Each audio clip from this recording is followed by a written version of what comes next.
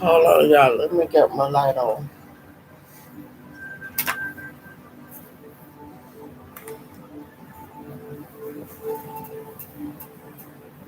What I need to find my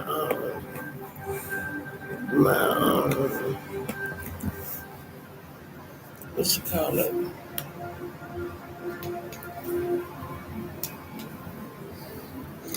Take that phone off the charger and put the charger on here.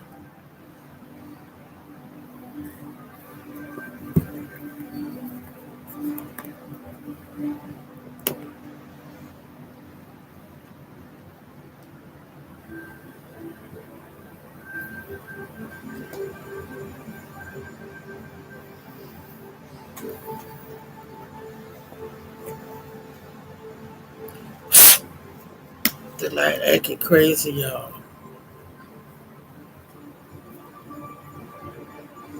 There we go. There we go. Now, I want to wish everybody a happy Mother's Day. Today is Sunday, so I'm going live. I'm gonna start going live on Sundays. I usually just do a video, the readings that I come across that I'm doing to share the goodness of God and the importance of Christ and who Christ is.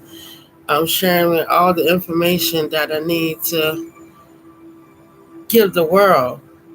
I want the world to know these things because we know a lot about Christ and his crucifixion and why this was done and why that was done, you know, by the officials back then, but we don't know anything about his life. Now, we also know a little bit about his birth. You know, they tell us the story about the wise men coming to give gifts and the star and Herod trying to find him and things like that. We know about that, but it's a lot of controversy and confusion about some things, and we don't, like I said, we don't know anything about Jesus's life.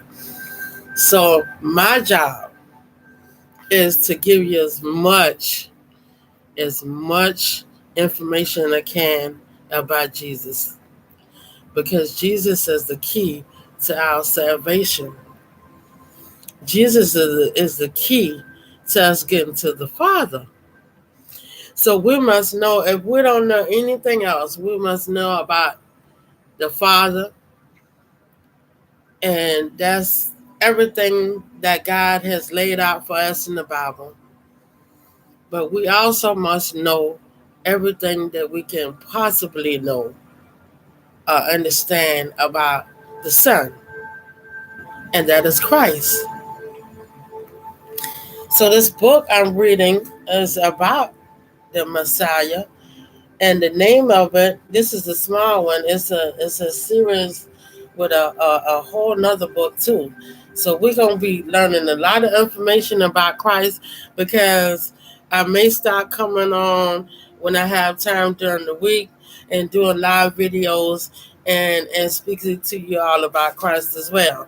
So the name of this book is The Appointed Times of Jesus the Messiah by Fred R. Coulter. Okay, now chapter 1. The first of the appointed times of Jesus the Messiah relates to his human birth as the long awaited Savior of mankind. Notice that the Apostle Paul wrote, "But when the time for the fulfillment of the promise of Abraham of a seed," Galatians 3 and 16, came, God sent forth his own Son, born of a woman. Galatians 4 and 4. Determining exactly when Christ was born will demonstrate that God has indeed planned key elements of Jesus' life and messianic role in such a manner that they correspond to the biblical festival seasons or God's appointed times. As this chapter will explain, there is sufficient historical and scriptural evidence to correlate Jesus' birth with the fall festival season and with the Feast of Trumpets, to be exact. The date of Christ's birth has been a topic of controversy for centuries. Various theories place the year of his birth in a range from 6 BC to 1 AD. As to the season of the year, some claim that it was in spring or fall, while most believe he was born in the winter. That's where we get the Christmas thing from. That wintertime thing.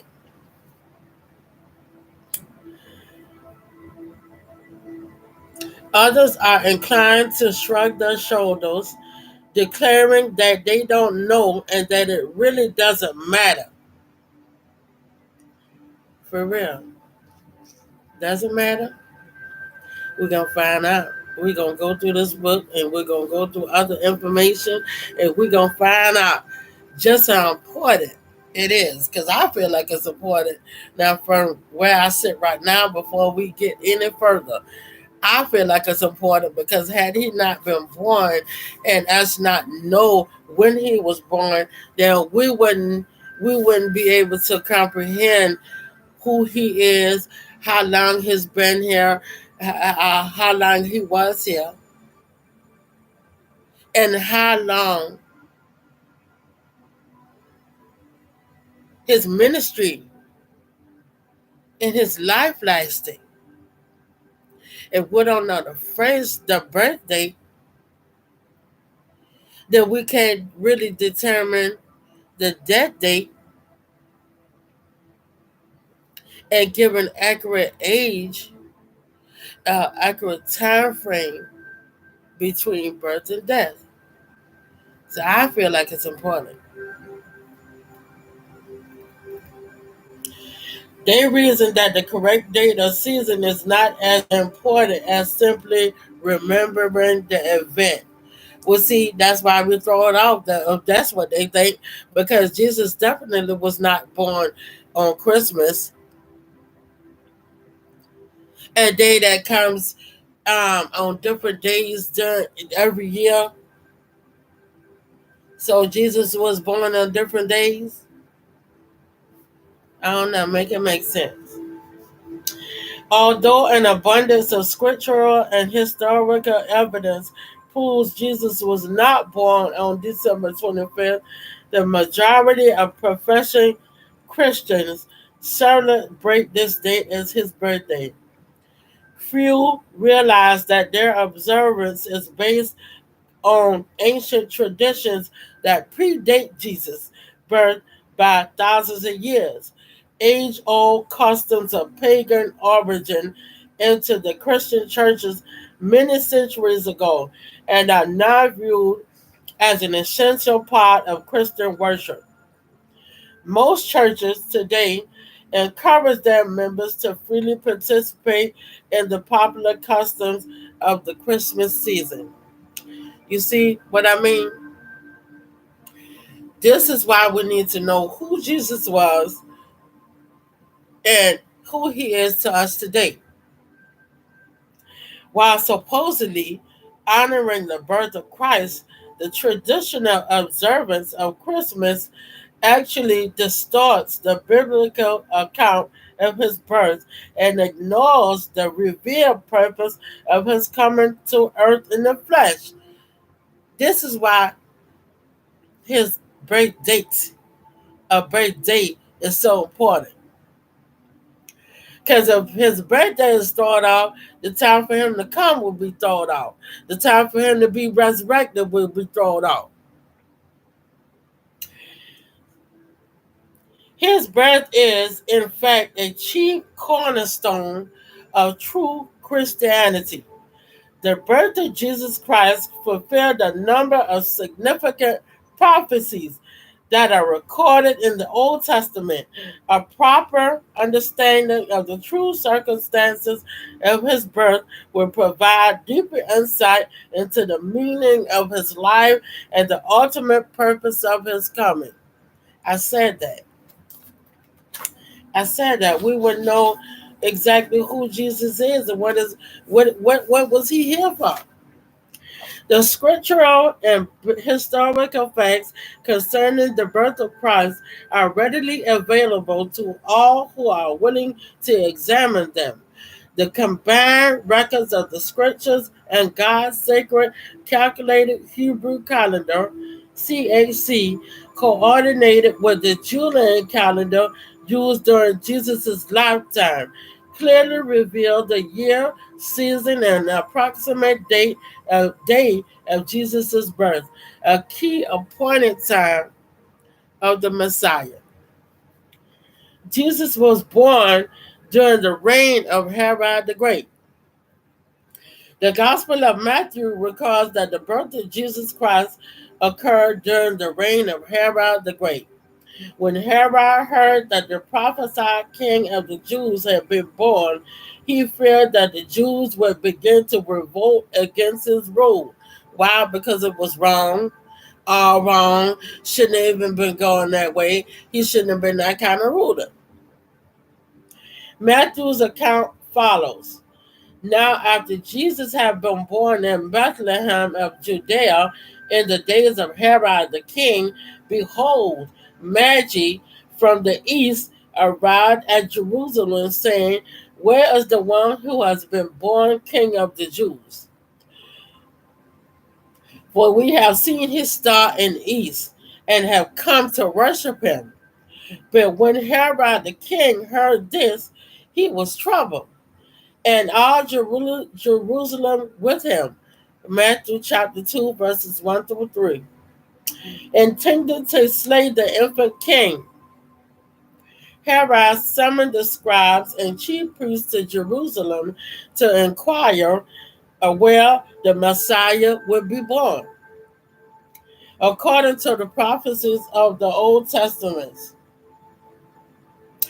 Hearing that the Christ was prophesied to be born in Bethlehem, Herod instructed the Magi to return and inform him when they have found him.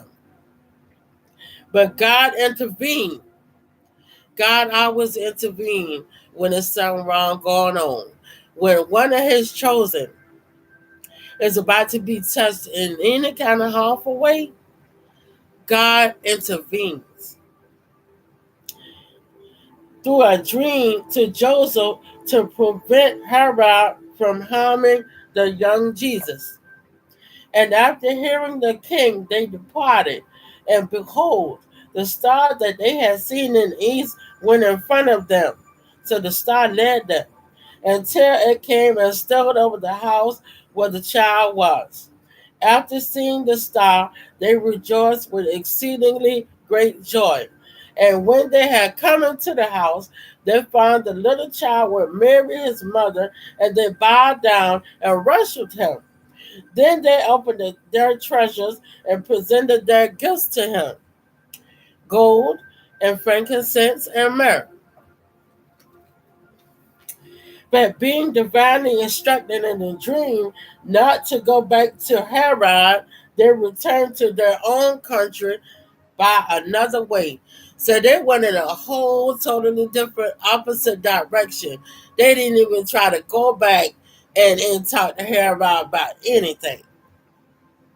Now, after they had departed, and behold, an angel of the Lord appeared to Joseph in a dream, saying, arise and take the child and his mother and escape to Egypt, and remain there until I shall tell you. For Herod is about to seek the little child to destroy him. And he arose by night and took the child and his mother and went into Egypt and was there until the death of Herod. Matthew's account of these events indicate that Herod died not long after Jesus was taken to Egypt. Following the death of Herod, Joseph brought Jesus and Mary back from Egypt to Nazareth, a city in the district of Galilee. Now, when Herod had died, behold, an angel of the Lord appeared to Joseph in Egypt in a dream, saying, Arise and take the child and his mother and go into the land of Israel. For those who are seeking the life of the little child have died. And he arose and took the child and his mother and came into the land of Israel. But when he heard that Archelaus was reigning over Judea instead of Herod his father, he was afraid to go there, and after being divinely instructed in a dream, he went into the parts of Galilee. And after arriving, he dwelt in a city called Nazareth. Matthew chapter 2, verses 19 and 23. This scriptural record offers conclusive evidence that the birth of Jesus Christ occurred a short time before the death of Herod the Great. Through the writings of Josephus, a noted Jewish historian, we can determine precisely when Herod reigned and when he died. Josephus reveals the specific year that Herod was crowned king at Rome.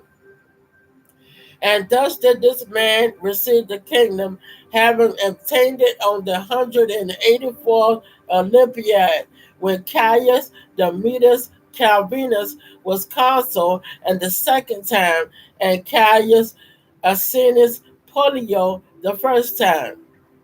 An Olympiad is 4 years in length and is reckoned from July to July.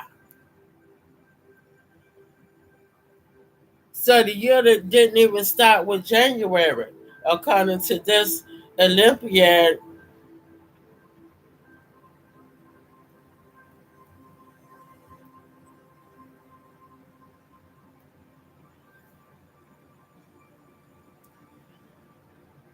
So we go year for year, and they go, and this went from this extended 4 years.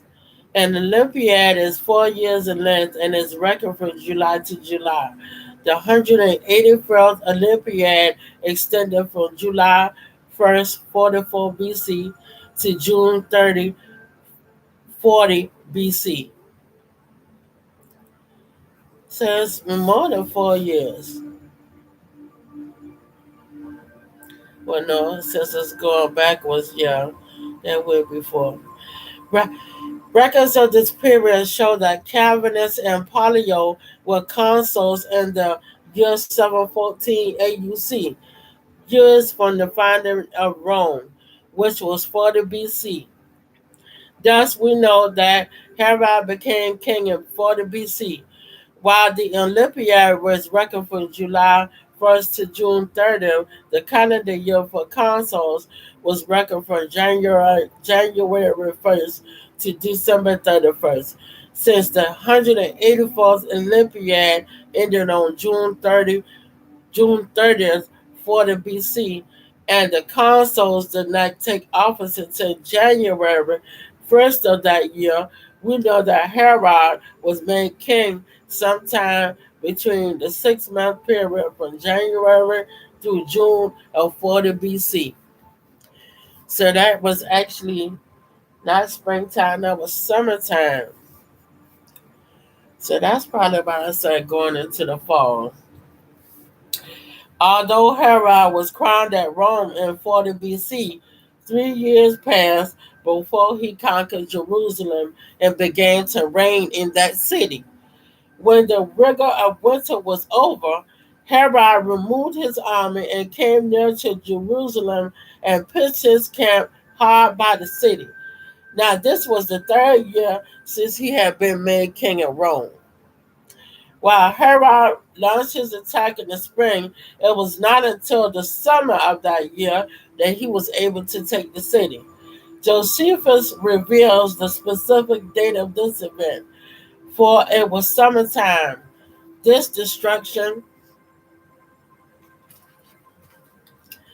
befell the city of Jerusalem when Marcus Agrippa and Cornelius Gallus were consuls of Rome. on the 185th Olympiad on the third month on the solemnity of the fast. The 185th Olympiad extended from July 1st, 40 BC to June 30th, 36 BC. Agrippa and Gallus became consuls in 717 AUC, which corresponds to 37 BC.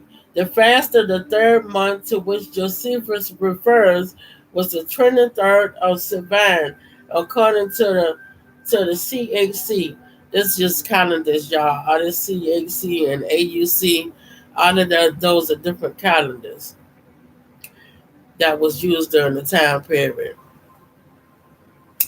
which was June 22nd on the Julian calendar. Herod completed the conquest of the city of Jerusalem in the summer of 37 BC and began to reign as king in Jerusalem at that time.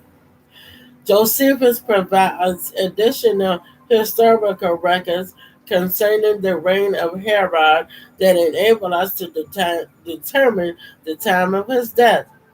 See, it's important to know um, when people are born, the things that they have done in their life at the appointed times, and that the days that they die. It's different things that happen during a person's life that may be deemed important. It may be unimportant to some, but the fact remains that people do things in their life that is reflected upon so that we can understand what was going on at the time.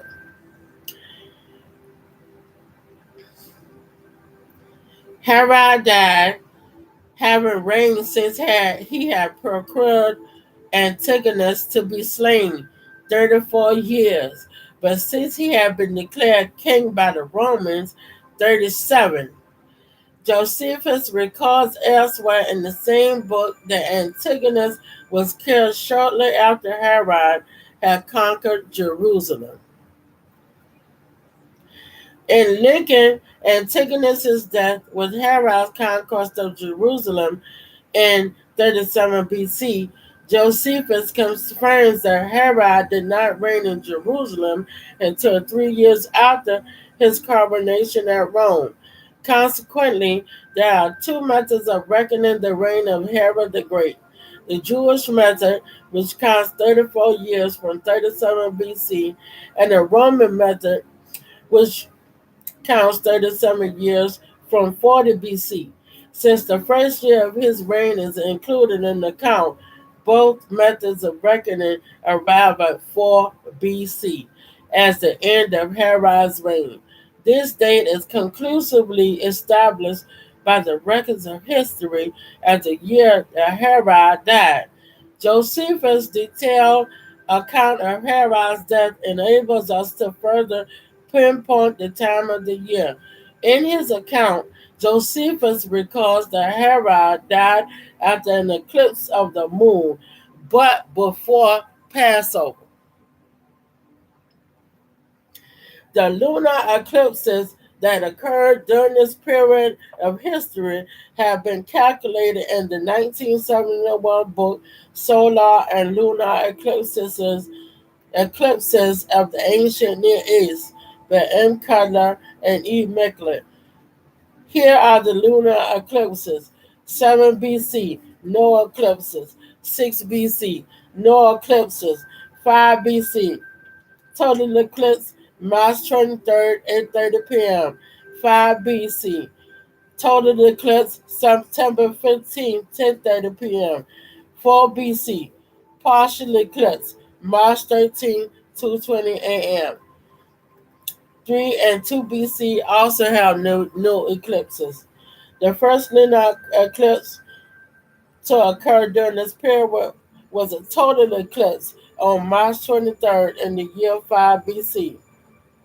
In this year, Passover, Nisan 14, was observed by the Jews on March 22nd. Because the scriptural reckoning of the days is from sunset to sunset, the Passover day extended from sunset March 21st to sunset March 22nd. since the total eclipse that occurred at 8:30 p.m. on the night of March 23rd was after Passover. This was not the eclipse to which Josephus refers in conjunction with Herod's death. The second total eclipse of the moon during this period took place on September 15th, 5 BC, which is a significant day by scriptural reckoning. According to the CAC, September 15th was the 14th of Tishri, the seventh month. The moon was totally eclipsed at 10:30 p.m. that night, which was the beginning of the 15th of Tishri, the first day of the Feast of Tabernacles. Josephus' account on this period of Jewish history includes a number of events which point to this eclipse as the one that occurred shortly before the death of Herod. In recounting the final months of Herod's reign, Josephus gives us an accurate time frame for establishing the date of Jesus' birth. Josephus gives us detailed records of some of the events that took place before the death and burial of Herod. These events are listed chronologically in the synchronized Hebrew Roman calendar at the end of this chapter. Events that are not specifically dated by historical records have been given approximate dates based on available evidence. This calendar accurately depicts the sequence of events that took place during that time period. Let me see if I can show y'all this map. I mean this calendar.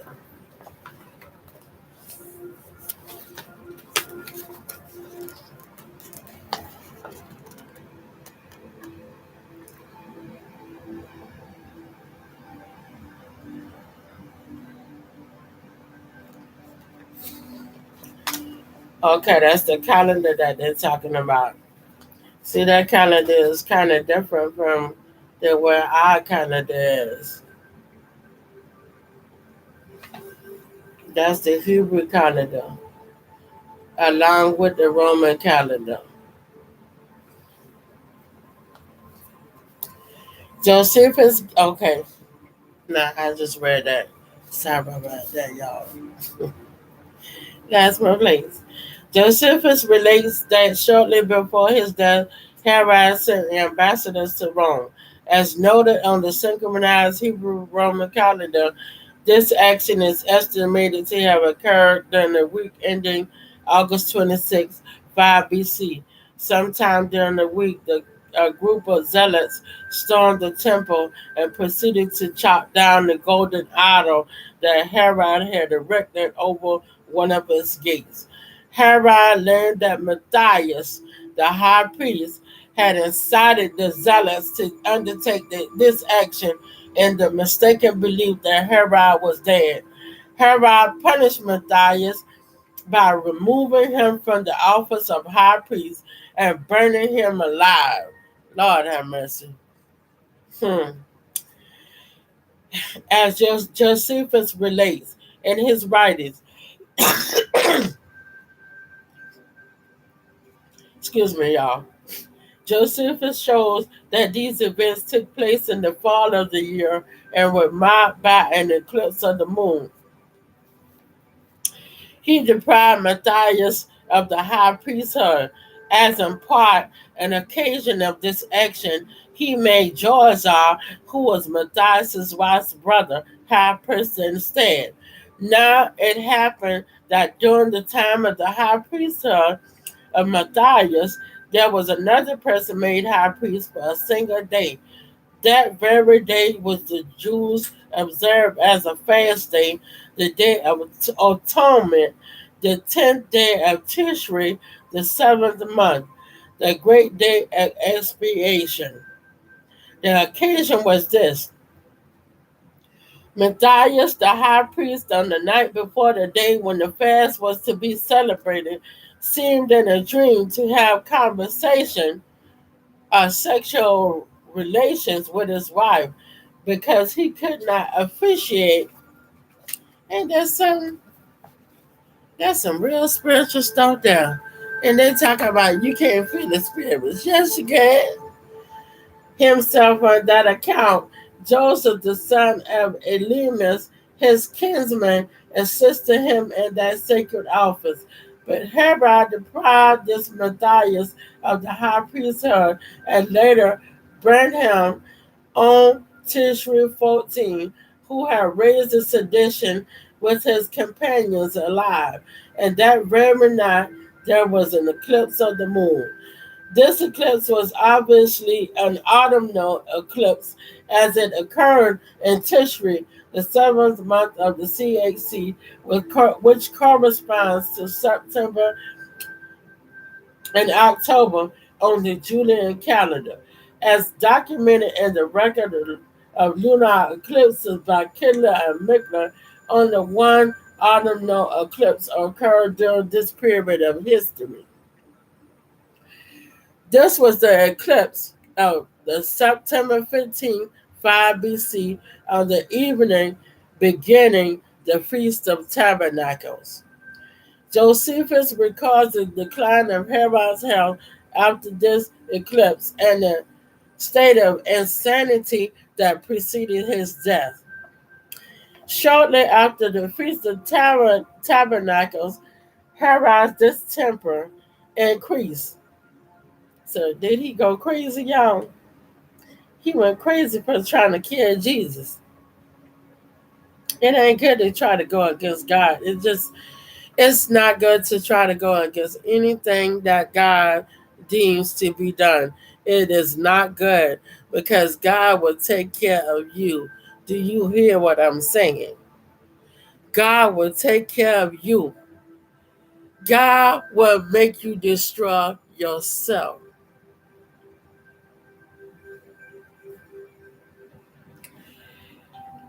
And he sought the help of the Roman rabbis at Cairo, which was located beyond the Jordan River. It has been estimated that he went there the week ending November. There is no record of the exact length of his stay, but since his funeral procession and burial took place after the winter, he must have stayed there approximately 8 or 9 weeks. Then he went to Jericho, probably arriving by January 13th. Josephus describes Herod's deplorable mental state. Yes, God made him go crazy. He went crazy and he caused his own demise. Yes, he did. Because what? He tried to come up against God and one of God's children. You just can't do it. God is not going to allow you to come up against one of his children, especially his chosen ones. And this was Jesus. So Herod had to pay for even having it in his heart to destroy Jesus.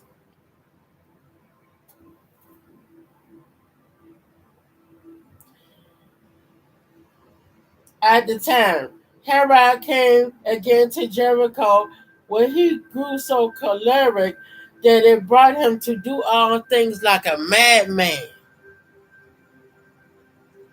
So he wouldn't have been able to be king if he wanted to. He was acting like a madman. But that's what happened when you come up against God. You know, the enemy can tell you whatever lie he want to tell you. He can promise you anything that he want to promise you. And he can give you anything that he want to give you. But what I will say is this. God threw his behind out of heaven, and he has not been able to get back in since at all. That's why he caused all the chaos. And see, when God come to get you, when it's time for you to pay for the things you have done. Guess what the devil do? Step back and let God do what he do. Because he can't do nothing else. He can't do nothing else to stop God from taking care of you at all. Nothing. And though he was near his death, he contrived the following wicked designs. He still was near death and still was trying to do stuff. Y'all never met anybody like that? I'm talking about they be done dug the hole for you to fall into. They have their feet, they have 1 foot and 8 toes, and half of their body in there. And they still been trying to do stuff to make you fall in. And the more they try to make you fall in, the more they fall in. Got to be careful. Got to be careful now. Because God don't play. I'd rather have any other kind of punishment than for God to punish me. And that includes man. Anything man could do to me, God could do it 500 times worse. And in a worse way. Herod literally destroyed himself because of how wicked he was. It's not good to be wicked. God loves us all. We have a chance and we have time to repent. God give us time. We just don't take it. Excuse me. Herod died 37 years from the time of his coronation at Rome in the spring of 40 BC. Although his reign began near the end of the 184th Olympiad, it is included as the first year in Josephus' count. Based on the records of Josephus and other historical evidence, Herod's death is estimated to have occurred during the week ending February 17, 4 BC. After Herod's death, Archelaus succeeded him as king. He carried out Herod's wishes for an extended period of time. So now you got to be destroyed. You didn't learn nothing from your predecessor. The time needed, wait a minute. He carried out Herod's wishes for an extended period of time, mourning and a long funeral before his burial. Well, how long did he keep him out before he buried him? Lord have mercy. The time needed for these ceremonies was approximately 25 days. You mean to tell me he had kept that damn man out for 25 days, not counting the Sabbath days? The chronology of these events is laid out step by step in the synchronized Hebrew Roman calendar. As illustrated in this calendar, the funeral procession finished this journey. So he took the man's body on a journey. It's a shame how they hold on to dead people like that. I didn't want mine. When my mama died, I wanted her buried as soon as possible. Not because I wanted her gone, but because I didn't want her to be out laying up in the funeral home for people to just keep coming and she be like a spectacle. And people just coming and looking at her. And why y'all want to see her when she was dead, when she laying up here dead, and y'all didn't want to see her when she was alive? I didn't want my mother's body to be a spectacle for people to come and look at. and maybe pick at, because everybody didn't like my mother, and that's okay too. So, I mean, wow, this is crazy. 25 days and not counting the Sabbath. So that's what? Maybe four Sabbaths that ain't even counted. Add 4 or 5 more days on to the 25, and that'll be 30. That's crazy. As is illustrated in this calendar, the funeral procession finished this journey with the arrival of Herod's body in Jerusalem during the week ending March 24th, 4 BC. Didn't I tell you? Add 4 more days when you not including the Sabbath. So on the Sabbath day, y'all just let the man. Oh, Lord, it ain't funny. It is not funny.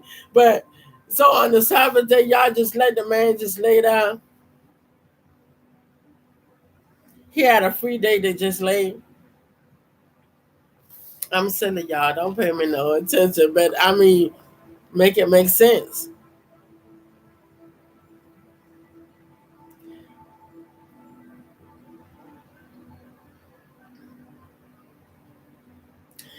At which time Archelaus began his rule into Jerusalem. As recorded in the Gospel of Matthew, Jesus was born in Bethlehem of Judea during the reign of Herod the Great. Sometime after his birth, Jesus was taken to Egypt and remained there for a period of time before Herod died. Matthew's record of these events indicates that the birth of Jesus occurred several months before the death of Herod. Since Herod's death occurred very early in 4 BC, approximately mid February, it is evident that Jesus was born sometime during the preceding year. Thus, Herod's death places Jesus Christ's birth in the year 5 BC. The Gospel of Luke provides additional evidence that enables us to know the specific season of the year in which Christ was born. In the account of the birth of Jesus, Luke records a major historical event of that time. He writes, "Now it happened in those days that a decree went out from Caesar Augustus that all the world should be registered. This registration first occurred when Cyrenius was governor of Syria. Then all went to be registered, each to his own city." Luke chapter 2, verses 1 to 3. The taxation and census decree by Caesar Augustus was carried out according to the Jewish custom, which required that such taxes be collected after the fall harvest. Luke's record of this taxation reveals that the birth of Jesus took place during the autumn. When we combine Luke's record with Matthew's account of Herod's death, it is evident that Jesus was born in the fall of 5 BC. Luke gives us additional evidence that Jesus was born during the fall festival season by recording that there were no guest rooms available at the inn when Joseph and Mary arrived in Bethlehem. The scarcity of room was due not only to the taxation, but also to the festival days that followed the fall harvest. Many thousands of people were already in the Jerusalem area to observe the fall festival season.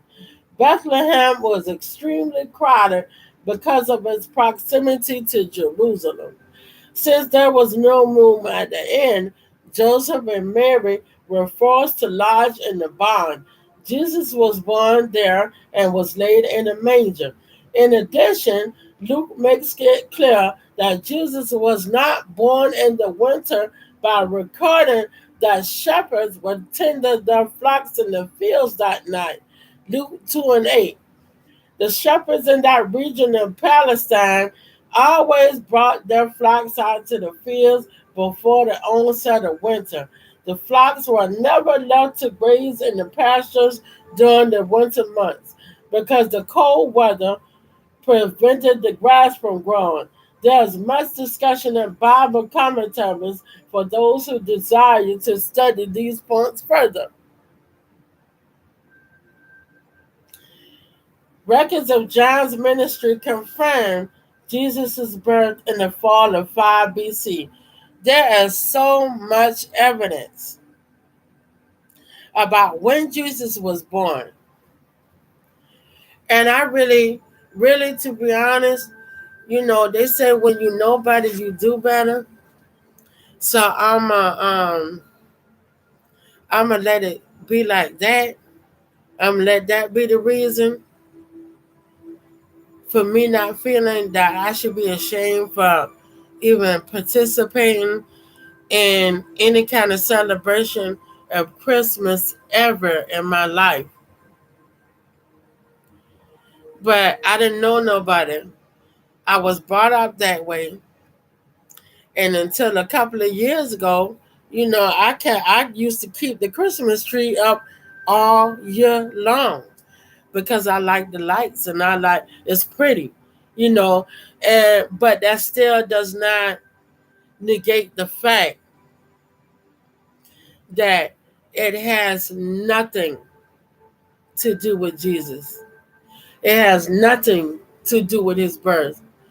So when you see all this stuff that's set up during the Christmas holidays with Jesus being in the manger and all of that is just false rhetoric.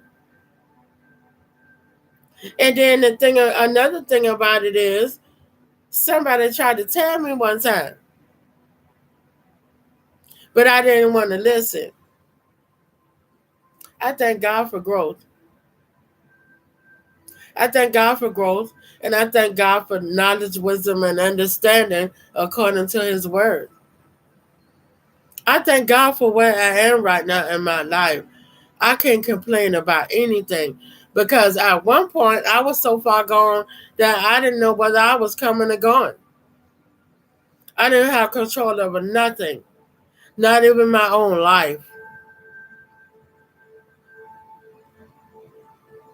And I'm so grateful. Being chosen is a hard thing because I'm allowed to see things that I don't want to see. I'm allowed to feel things that I don't want to feel.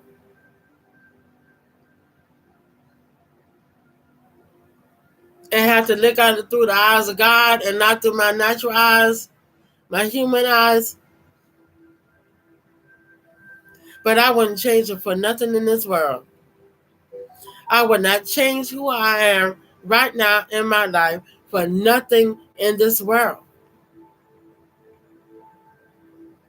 I'm so glad that I stepped out of the realm of religion and stepped into the realm of spirituality where I learn and I'm willing to learn.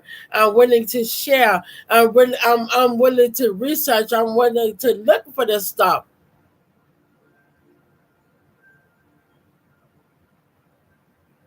Even in my family, even with my family, right? Okay, we grew up Baptist. We got some people in our family that's sanctified.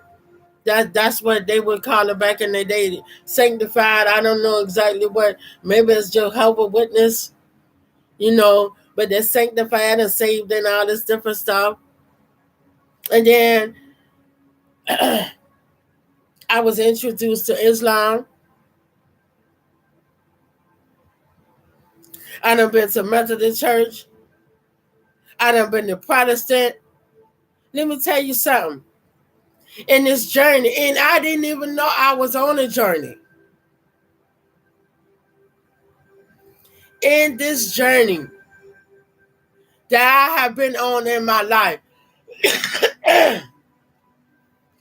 God has shown me every aspect that man has of him.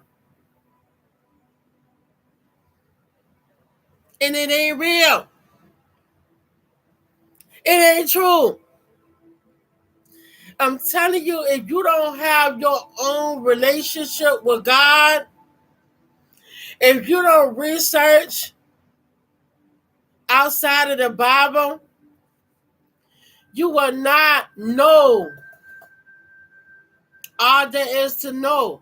You will not get a good understanding sitting up in church, listening to the preacher preach every Sunday, and that's just on Sunday, and you're not doing nothing else during the week. You're not trying to find out, you're not trying to seek out, you're not trying to search and find God and Jesus for yourself. You will be misled. And I thank God for choosing me, for real. My family and other people think this is a game for me. It's not a game. I'm not perfect. I still sin. I still have things that I repent for every night before I close my eyes and go to bed. I still have things that I get up and repent for when I get up out of my sleep. And I pray and thank God for another day. But the fact that God has touched my life in the way that He has done it, I don't complain about nothing. Because I have been down so low that I didn't think I was going to be able to get back up. And God came and grabbed me and said, stand on back up. I got you.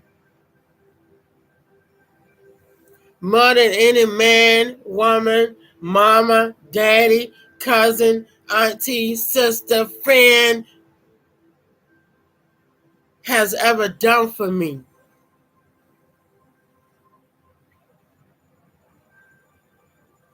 And at first, when I got called to speak for God,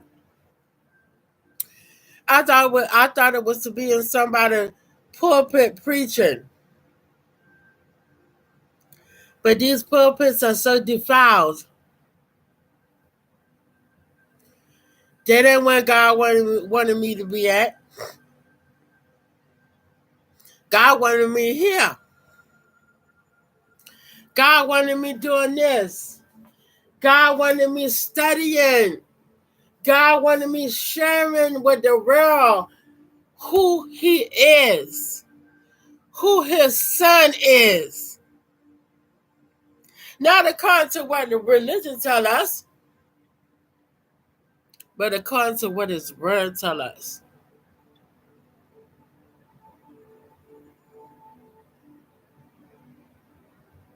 It's information that we need to know, y'all. That may be why some people don't have the Holy Spirit. Because they don't know enough. With that, they're not learning enough. And that's not to criticize nobody. I'm just encouraging everybody, not just some of us. I'm encouraging everybody to get into your word. I had a conversation with my sister. She still got having the same feelings that she had back in the day when we were younger. Sis, get on the right path. Leave certain people alone. Leave certain things alone. Leave certain lifestyles alone. Leave stuff alone. Because long as long as all of that is going on in your life, God can't come in. God ain't gonna come in no mess. God is not gonna come in no mess. And yes, it makes a difference who you have around you. It makes a difference who you go around. All that stuff makes a difference. Be all right with it just being you and God. If you got kids, you, God, and children. Be all right with being alone. Because being alone does not mean being miserable. Being alone does not mean being sad. But what it does mean, as long as you got God and the devil not running around in your mind rent free, it does mean peace. It does mean harmony. It does mean freedom. Excuse me. It means freedom from this world. It means freedom from people. It means that no matter what happened, you know God got you, so you don't worry about nothing else.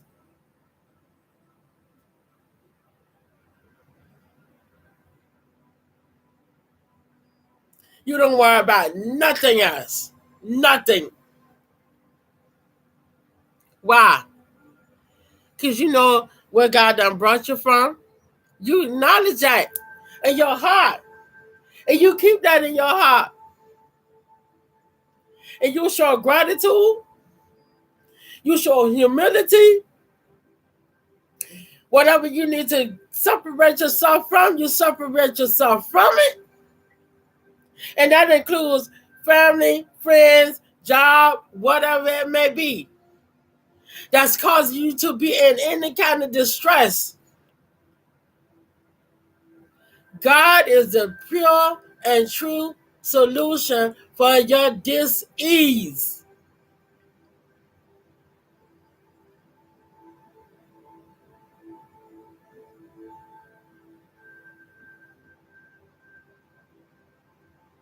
I talk trash. I want to do this. I want to do that. I want to move here. I want to move there. But if God don't actually pick me up and sit me down somewhere else, here is where I will remain until he so move. And when he say move, that means I ain't got nothing to worry about when I get where I'm going. I don't have to depend on nobody but him. I don't have to worry about no job. I don't have to worry about living with nobody. When he picked me up and moved me, just like when I moved to New York. I did not leave New York until God was able to sit me down somewhere and give me my own. When I left New York, I moved out of one house into another house. I did not go and live with nobody. I have not had to do too much struggling or none of that since I've been here. God been making sure that everything go like it's supposed to go, regardless to how I see it. I might not even see the blessing. And bam, there go the blessing right there. I ain't even looking for it. I'm just sitting there saying, "What I wonder what I'm gonna do about this." Wrong answer. Because when God got you, bro. You don't have to worry about nothing.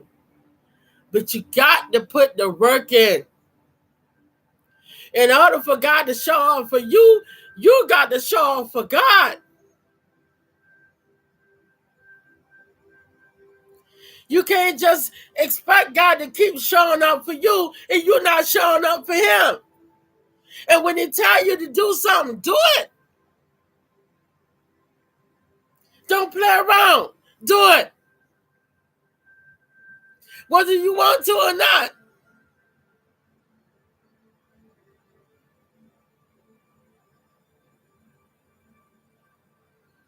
God have come to me and told me, look, in order for me to give you something else, you got to let this go.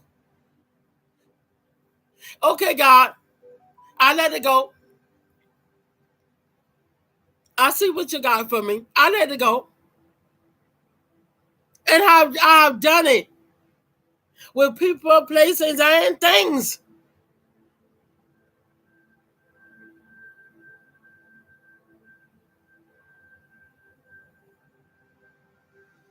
I'm here to inspire y'all. I'm here to let y'all know that you could be down in the muck and the mire. And God will stand you up out of that muck and that mire and cleanse you and cleanse your heart and cleanse everything. Give you a totally clean slate. But you can't be manipulative. You can't be going around trying to cause people all kind of problems just for no reason. You can't gossip. One of the best things I started doing was staying my behind out the phone. You can't gossip. You can't go around telling lies on people. You can't go around creating chaos. And you can't go around looking down your nose upon other people. You are supposed to do nothing to make your fellow man feel unworthy or not good enough. We're here to uplift each other. That's what God said. God is love. Jesus is love. Jesus didn't even criticize the people that he healed. He didn't criticize the people that he spoke to and gave prophecy to. He didn't criticize the tax collector when he was in the tax collector house. Matter of fact, he blessed the whole house.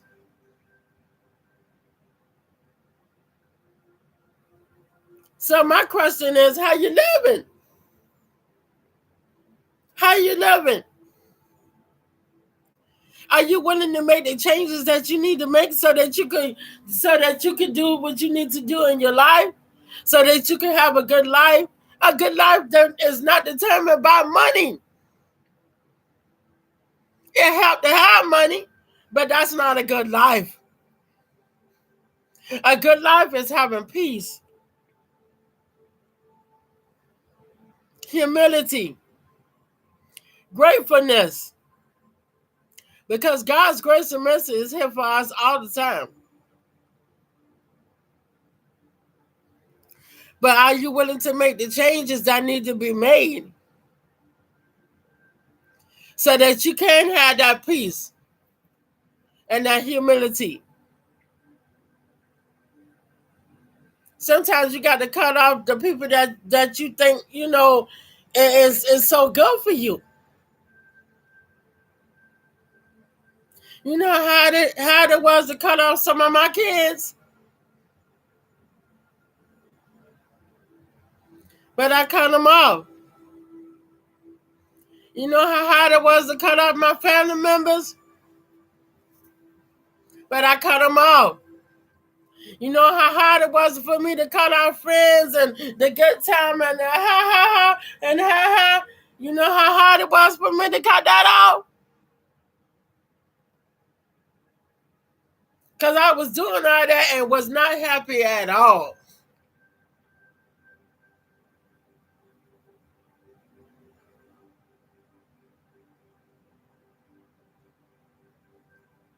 But when God sat me down at different periods in my life and said, either you want me or you want this, I always choose God. But this time right here, it was no turning back. It was no going back to the same old joys. It was no going back to the same old friends. It was no going back to the same old stuff. It was just no going back.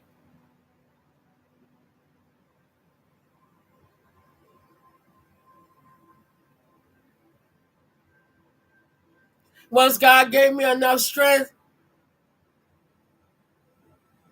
to stand up on my own and know who I was, whose I am or who standing with me, it ain't no turning back. I got my flaws. I sure do. But I never give up. Never. I never gave up. At one point in time in my life, it was all about the money. I couldn't stay home because I was always gone. But my baby suffered from that. That made my oldest daughter step into a role where she had to take care of the house. She was taking care of her little brother, and her little sister while I was out working. But at the same time, while I was out working, I was partying. I was hanging out. I wasn't at work 24 hours a day. But I made time for those things.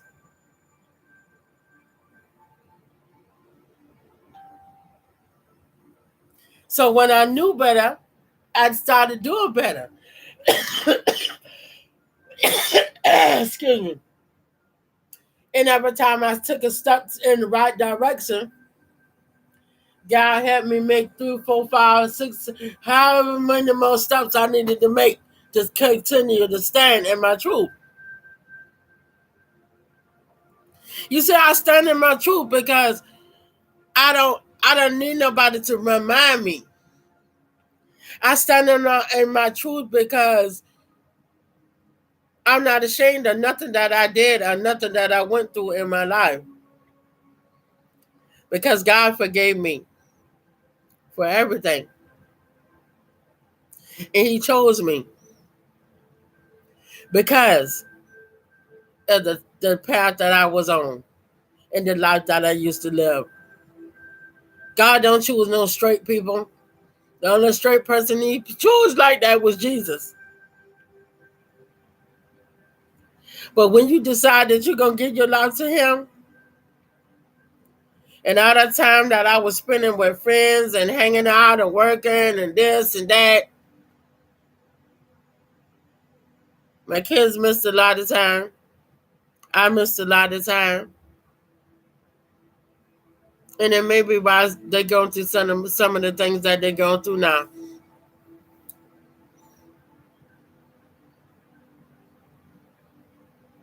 But I don't feel bad about it. Because I done talked to them and I done talked to God. And I have been redeemed. That's how I stay on this path about God and about Jesus. I give everything else my time. God gonna get His time too. And not just on Sunday. I might hop on here and do a live or do a video at any time. Whether somebody watching right now or not. The things I say and the things that I discuss is something to help somebody else in this thing called life. So I done been on here for about an hour. So what we'll do is I'm gonna come back. I'm gonna go live again, maybe in a couple of days. I don't know. I might go live again later on.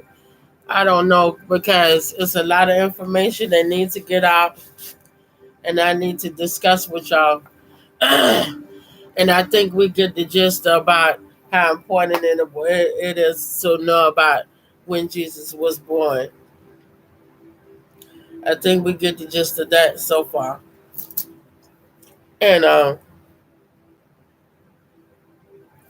I'll come on and start off. Well, I'll continue where we left off from.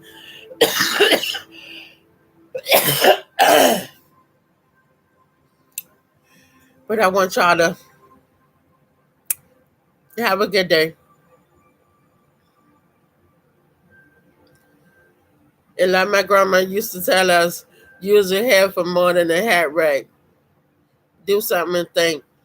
Think about yourself. Think about your children. Think about something else today and give it consideration. Just make sure that it's for the better and not for the worse. So until next time,